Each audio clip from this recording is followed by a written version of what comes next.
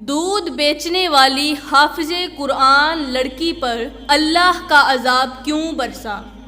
جب اس کا انتقال ہوا تو مرنے کے بعد اس کا 14ویں رات کے چاند کی طرح چمکنے والا چہرہ سیاہ کیوں ہو گیا؟ جنازے کے وقت اس کی لاش، اس کی میت بھاری اور وزنی کیوں ہو گئی؟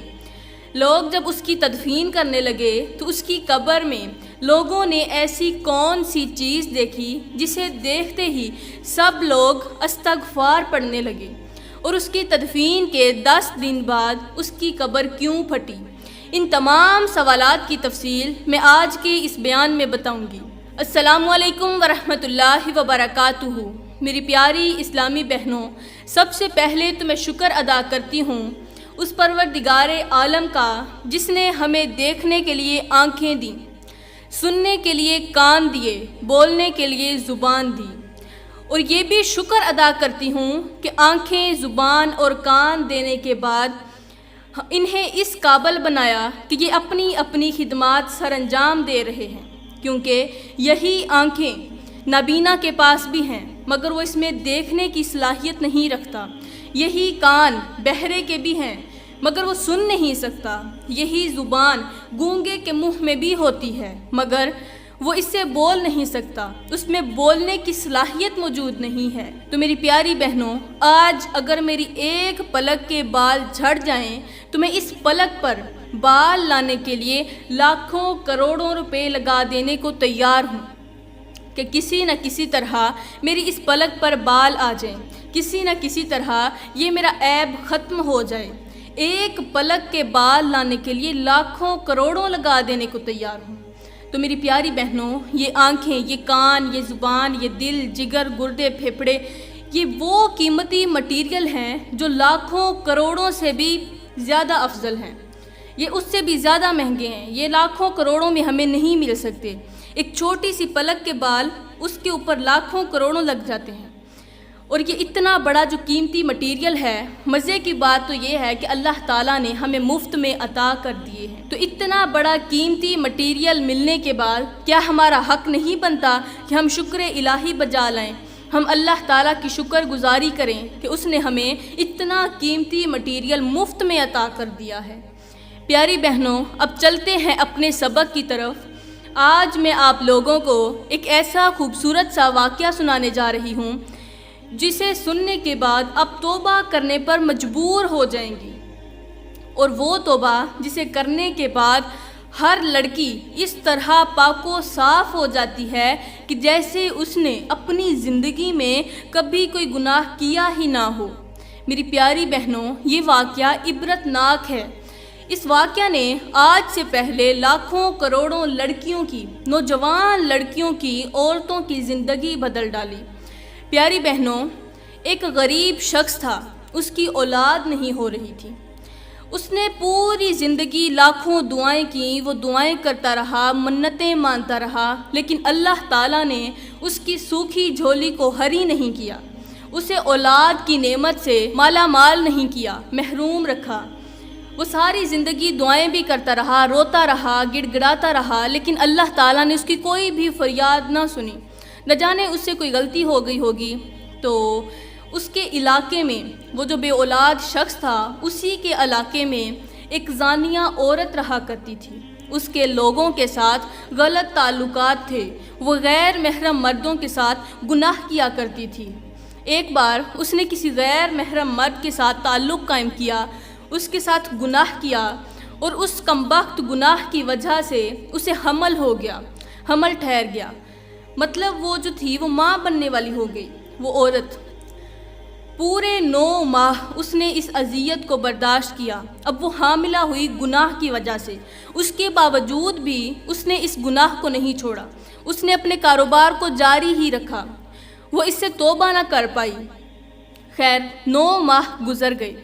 9 ماہ کے بعد موت کی سی اذیت پا کر اس نے ایک بیٹی کو جنم لیا، بڑی ہی خوبصورت بیٹی کو جنم دیا۔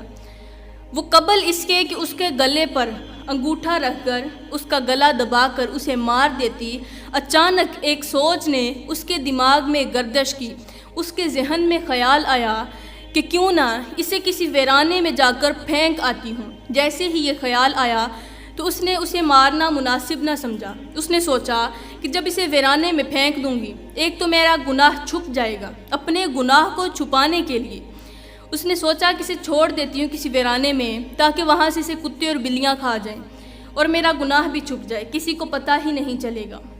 تو میری پیاری بہنوں، اب رات کا وقت آیا۔ رات کے وقت اس نے اس چھوٹی سی ننھی منی جان کو اپنے ہاتھوں سے اٹھایا اور گھر سے باہر چل پڑی۔ کیا کرنے جا رہی ہے؟ بچی کو ویرانے میں چھوڑنے جا رہی ہے۔ جو اللہ تعالیٰ کی رحمت ہوتی ہے اسے اپنے گھر سے باہر نکال کر کسی ویرانے میں چھوڑنے جا رہی، جہاں کوئی آدم ذات نہ ہو۔ پیاری بہنوں، یہ چلتی گئی اور کافی دور جا پہنچی۔ رات کا دوسرا پہر آ گیا۔ جب اسے ایک ویرانہ نظر آیا، آگے کافی اندھیرا تھا، اندھیرے کی وجہ سے اسے کچھ بھی نظر نہیں آ رہا تھا، تو یہ ایک ویرانے میں اس بچی کو پھینک کر اپنے گھر کی طرف واپسی چل پڑی۔ اب وہ ننھی سی بچی وہاں رات کے اندھیرے میں روتی رہی، تڑپتی رہی، وہاں کوئی تھا ہی نہیں جو اسے اٹھاتا۔ خیر، صبح کا سورج طلوع ہوا۔ جیسے ہی مرغ نے اذان دی تو یہ جو شخص تھا یہ اسی کے گھر کے قریب ہی پھینک کر گئی تھی۔ جو ویرانہ تھا، ویرانے میں صرف اسی کا گھر تھا، تو اس کے گھر کے سامنے پھینک کر گئی تھی۔ جیسے ہی صبح مرغ نے اذان دی تو یہ شخص اپنے کام کے سلسلے میں گھر سے باہر نکلا، اپنے گھر کی چار دیواری سے باہر نکلا۔ جیسے ہی یہ باہر نکلا تو اسے کسی چھوٹے سے بچے کے رونے کی آواز آئی۔ اس آواز کو سنتے ہی ایک بار تو اس کا دل تڑپ گیا، کیونکہ اس کی اولاد نہیں تھی۔ ایک بار تو دل تڑپا، لیکن دوسری بار اس کے سینے میں، اس کی جان میں جان آ گئی، کیونکہ اس کے کان ایک چھوٹے سے بچے کی آواز سننے کے لیے ترس رہے تھے۔ جیسے ہی اس نے رونے کی آواز سنی تو 2-4 قدم آگے چلا۔ اس نے چاروں طرف نظر دوڑائی کہ یہ بچے کی آواز کہاں سے آ رہی ہے۔ تھوڑی دور اس کی نظر جب گئی، اس نے دیکھا کہ زمین پر ایک ننھی سی بچی پڑی ہوئی ہے، جو لاوارث ہے، اس کا کوئی والی وارث نہیں، اکیلی زمین پر پڑی رو رہی ہے۔ یہ بھاگ کر اس لڑکی کے پاس گیا۔ اس نے جلدی سے اسے دونوں ہاتھوں سے اٹھا کر سینے سے لگا لیا۔ جیسے ہی اس نے اللہ کی رحمت کو اٹھا کر سینے سے لگایا تو اس کی جان میں جان آ گئی۔ اسے ایک بار اپنی روشن زندگی نظر آئی، اسے اپنا مستقبل روشن ہوتا نظر آیا۔ اس نے سوچا کوئی بات نہیں، اگر اللہ نے مجھے اولاد نہیں دی تو اولاد تو مجھے مل گئی، میری خالی جھولی تو بھر گئی ہے۔ اس نے اس بچی کو اٹھایا اور اپنے گھر لے گیا۔ آگے اس کی بیوی نماز پڑھ رہی تھی۔ اس نے جلدی سے اپنی بیوی کو پاس بلایا، کہا او اللہ کی بندی، اللہ نے تیری دعائیں سن لی ہیں، اللہ تعالیٰ نے تجھے اولاد کی نعمت سے مالا مال کر دیا ہے، تیری سوکھی جھولی کو ہری کر دیا ہے، تیری خالی جھولی کو بھر دیا ہے، جلدی سے آؤ اس بچی کو اٹھاؤ۔ وہ عورت جلدی سے بھاگ کر آئی۔ جب اس نے چھوٹی سی ننھی سی جان کو دیکھا تو اس کی بھی جان میں جان آ گئی۔ جلدی سے اس نے بسم اللہ کرتے ہوئے اس چھوٹی سی بچی کو اپنی گودی لے لیا۔ جیسے اس نے اپنے سینے سے لگایا تو اسے ایک بار یوں محسوس ہوا کہ جیسے وہ کبھی بے اولاد تھی ہی نہیں۔ خیر، اس بچی کو وہ پالنے لگی۔ اس نے اپنی اولاد سمجھ کر اس کی بہت اچھی پرورش کی، اسے اچھے سے اچھا کھلایا، اچھے سے اچھا پلایا۔ وہ جو غریب شخص تھا وہ صبح سویرے گھر سے باہر نکلتا، پورا دن محنت مزدوری کرتا اور اپنی چھوٹی سی بیٹی کی ساری ضرورتیں پوری کیا کرتا تھا۔ وہ اسے اپنے سے زیادہ اچھا کھلاتا، اپنے سے زیادہ اچھا پلاتا تھا۔ خیر، بچی آج چھوٹی کل بڑی۔ جب جوانی کی دہلیز پر اس لڑکی نے قدم رکھا تو وہ لڑکی اس قدر خوبصورت بنی کہ ہر دیکھنے والی آنکھ دنگ رہ جاتی۔ جو بھی شخص اسے ایک بار دیکھتا، بار بار دیکھنے کی خواہش رکھتا تھا، بار بار دیکھنے کی تمنا رکھتا تھا۔ وہ اس قدر حسین و جمیل تھی کہ بڑے بڑے بادشاہوں کے بیٹے بھی اس پر فرفتہ ہو جاتے، ایک نظر دیکھتے اسی کے دیوانے ہو جاتے تھے۔ وہ لڑکی بڑی ہوئی، خوبصورت بھی تھی، اس کی اچھی پرورش بھی ہوئی تھی، مگر بدقسمتی سے وہ 3 گناہ بڑے شوق سے کیا کرتی تھی۔ وہ کوئی لڑکی تھی، وہ تو گویا چاند کا ٹکڑا تھی، وہ اتنی حسین و جمیل تھی، اس کا چہرہ 14ویں رات کے چاند کی طرح چمکتا تھا، پھول جیسا اس کا نرم و نازک بدن تھا، بڑی ہی خوبصورت تھی۔ تو مگر بدقسمتی سے وہ 3 گناہ بڑے شوق سے کیا کرتی تھی۔ جب وہ بڑی ہوئی تو وہ 3 گناہوں کی عادی بنی ہوئی تھی۔ وہ 3 گناہ کون سے تھے یہ میں آپ کو آخر میں جا کر بتاؤں گی۔ اس سے پہلے یہ بتاتی چلوں کہ ان 3 گناہوں کی نحوست کیسی پڑی، ان 3 گناہوں نے اس لڑکی کی زندگی تباہ کیسے کی، اس کی زندگی میں کون سی تباہی مچائی۔ تو میری پیاری بہنوں، وہ جو 3 گناہ کیا کرتی تھی، شوق سے کرتی تھی، ان 3 گناہوں نے اس کی عمر میں سے برکت چھین لی۔ جیسے ہی ان گناہوں نے اس کی عمر سے برکت چھینی تو جلد ہی وہ فوت ہو گئی۔ ابھی وہ کنواری ہی تھی، اس کی شادی نہیں ہوئی تھی کہ وہ فوت ہو گئی، وہ مر گئی۔ والدین کو بڑا رنج ہوا کہ ان کی اکلوتی اولاد تھی تو وہ بھی فوت ہو گئی۔ اب ماں نے اس لڑکی کو غسل دینے کے لیے جیسے ہی پھٹے پر لٹایا تو ماں کی آنکھیں دیکھتی ہی رہ گئیں۔ اس نے اپنی کھلی آنکھوں سے دیکھا کہ اس کا چہرہ جو تھا، جو 14ویں رات کے چاند کی طرح چمکتا تھا، وہ اچانک سیاہ ہو گیا۔ یوں محسوس ہوتا تھا جیسے چاند کے آگے کالے بادل چھا گئے ہوں۔ اس کی جو چہرے کی سفیدی تھی وہ ختم ہو گئی، وہ سیاہی میں بدل گئی، اس کے چہرے کی رنگت زائل ہو گئی۔ پیاری بہنوں، خیر اس ماں نے اسے جلدی سے غسل دیا۔ غسل دے کر جب اس کا جنازہ اٹھا کر قبرستان کی طرف جانے لگے تو باپ نے محسوس کیا کہ میری پھول جیسی بیٹی کی جو میت ہے وہ بہت زیادہ بھاری ہو چکی ہے، بہت زیادہ وزنی ہو چکی ہے۔ خیر باپ تھا، اس نے محسوس تو کر لیا، لیکن جنازہ قبرستان میں لے کر جانا تھا، اس لیے انہوں نے کوشش کر کے اس کی میت کو بڑی مشکل سے اٹھایا۔ کم از کم 20 آدمیوں نے اس کی میت کو کندھا دیا اور اسے قبرستان لے کر گئے۔ اب جیسے ہی جا کر قبر کھودنے لگے تو انہوں نے ایک قبر کھودی، اس کے اندر سانپ اور بچھو بیٹھے ہوئے تھے۔ لوگ بڑے ہی حیران ہوئے کہ یہ تو حافظ قرآن لڑکی تھی، اس کے باپ نے بڑے ہی شوق سے اسے حفظ کروایا تھا۔ تو خیر اس کی ایک جب قبر کھودی، اس کے اندر سانپ بچھو دیکھے، اسے جلدی سے بند کر دیا۔ اب دوسری قبر کھودنے لگے، جیسے ہی دوسری قبر کھودی وہی سانپ اور بچھو دوسری قبر میں بھی تھے۔ اب تیسری جگہ قبر کھودی گئی تو لوگ دیکھ کر حیران رہ گئے، لوگوں کی آنکھیں پھٹی کی پھٹی رہ گئیں۔ انہوں نے کیا دیکھا کہ وہی سانپ جو پہلی قبر میں تھا، وہی بچھو جو پہلی قبر میں تھے، وہی اس تیسری قبر کے اندر بھی تھے۔ اب انہوں نے وہ تیسری قبر بند کی، چوتھی قبر جب کھودنے لگے تو وہاں سے ایک اللہ والے کا گزر ہوا۔ اس نے پوچھا کہ تم کیا کر رہے ہو؟ تو اس شخص نے بتایا کہ میری بیٹی کا انتقال ہو گیا ہے، ہم نے 3 جگہوں پر اس کے لیے قبر کھودی مگر وہ ناکام رہی، اس کے اندر سانپ اور بچھو تھے، اب چوتھی جگہ قبر کھود رہے ہیں۔ اس اللہ والے نے کہا کہ آپ چوتھی کہ آپ 5ویں کہ آپ 100 جگہوں پر بھی قبر کھود لیں، پھر بھی یہ سانپ اور بچھو وہاں بھی پاؤ گے، لہٰذا تم اسی قبر میں سانپ اور بچھوؤں کے ساتھ اس لڑکی کی تدفین کر دو۔ یہ کچھ اور نہیں ہے، یہ تو اللہ کا عذاب ہے، اس کے گناہوں کی سزا ہے جو اسے ابھی مل رہی ہے۔ خیر انہوں نے اسی قبر کے اندر اس کی تدفین کر دی۔ اس کا باپ بڑا ہی پریشان تھا، بڑا ہی حیران تھا کہ میری بیٹی نے ایسے کون سے گناہ کر دیے جن گناہوں کی وجہ سے آج اس پر اللہ کا اتنا بڑا عذاب نازل ہوا۔ وہ جلدی سے گھر پہنچا، گھر جا کر اپنی بیوی سے پوچھنے لگا، او میری شریک حیات، مجھے اتنا بتا دے کہ تیری بیٹی ایسے کون سے گناہ کیا کرتی تھی جن کی وجہ سے آج اسے لوگوں کے لیے عبرت کا نشانہ بنا دیا گیا؟ میں تو اس کے گناہوں سے ذرا بھی واقف نہیں ہوں، اب تو ہی بتا کہ وہ کون سے گناہ کیا کرتی تھی۔ تو اس عورت نے کہا کہ میری بیٹی 3 گناہ بڑے شوق سے کیا کرتی تھی، وہ 3 گناہوں کی عادی تھی۔ میں کیا کرتی؟ میں اسے منع کرنے کی کوشش تو کرتی تھی مگر روک نہیں پاتی تھی۔ اس عورت نے کہا کہ میری بیٹی کا پہلا جو گناہ تھا وہ یہ تھا کہ ایک بادشاہ کا بیٹا شہزادہ جو تھا وہ اس پر فرفتہ ہو گیا، اس کا حسن دیکھ کر اس کا دیوانہ بن گیا، اس کا عاشق ہو گیا، وہ اس سے بڑی محبت کرتا تھا۔